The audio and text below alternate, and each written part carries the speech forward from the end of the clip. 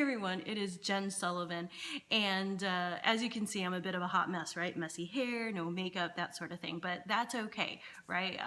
I was really excited, and I just wanted to shoot this episode just because of the thoughts that were going through my head before I got ready for the day. And the thing is I really want to stress this point to you, okay?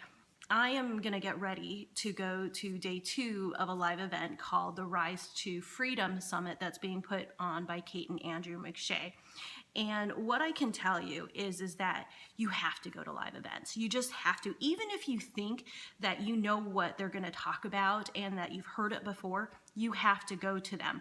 I was in that mind space before. When I was first getting started in network marketing, I was like, the first live event, I was like, why am I going to this? I made excuses basically not to go, and I do regret that. I made excuses not to go because I said, okay, well, my kids, I'm going to miss something with my kids. My family's going to miss me, that type of thing. And the thing is, yes, there are going to be experiences where you can't do something. And I'm not saying, you have to go to absolutely everything. I mean, you have to live your life, right? However, if you can go to a live event, you have to do it. Why? Because that's when you're going to get those breakthroughs for your business. And I can tell you with certainty, every single major breakthrough that I have gotten for my business has been associated through a live event. Okay, so that's just how important. Even if you have heard the topic before, you hear something new that's like, okay, I get it. Now I can teach my team. Now I can teach other people. I can share this. And that just makes you that much more valuable. Not only that, you get that excitement and buzz around being around people who have that same mindset as you, okay? Because more than likely, in your normal day-to-day basis, you might not be surrounded by people who have the same mindset. The people who are like, although they love and want to protect you, they just don't understand why you're building your business. And that's okay. They love and respect you. However, when you have that environment around you all the time, sometimes it is hard to be able to keep on pushing versus if you go to a live event and you're surrounded by people who just they get that, okay, being an entrepreneur and getting that mindset, it's completely invaluable. And not only that it's not just the seminars is where you get the breakthrough moments. It's the times when you are just sitting and talking with people that you're just sitting with dinner with. Antonio Thompson, thank you very much. Those are when you get aha moments, okay? So super, super important. Now let's get into the topic of this formula of L plus S plus C equals IFS, okay? So what it stands for is learn plus stir plus cure equals ideal future self.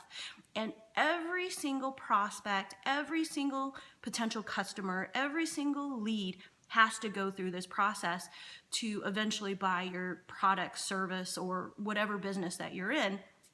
Because if they don't associate the pain that they are suffering with your solution, they will never buy from you. So let's kind of follow this curve a little bit, and I'm going to associate it with health and wellness, okay? So let's say you put out a post that is about, something that's engaging, such as, let me try to think of something.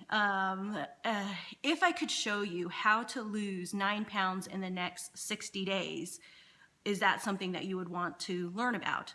Comment me below if that's the case, right? So you put out an engaging post like that and you get likes, you get maybe shares, you get comments, me, right?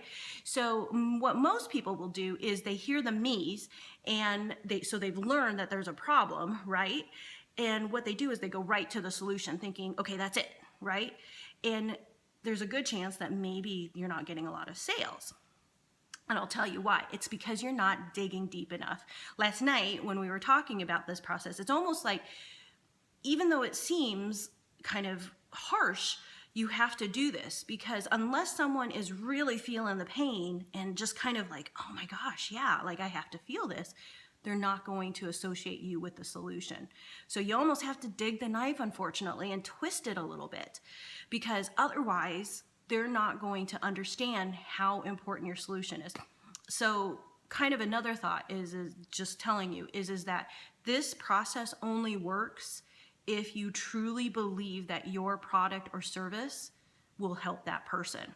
If you are just leading with your wallet, it's not going to happen. People are going to know that. So you really have to believe in your product. That's number one, super important. Okay. So you learn that some people want to lose weight. You get a post, you get me. Okay. So you got to lead, you got to prospect. They're hot prospects, right? So what you need to do is, whether it's on Messenger, picking up the phone, you have to ask these questions of, okay, so, thanks for your, comment.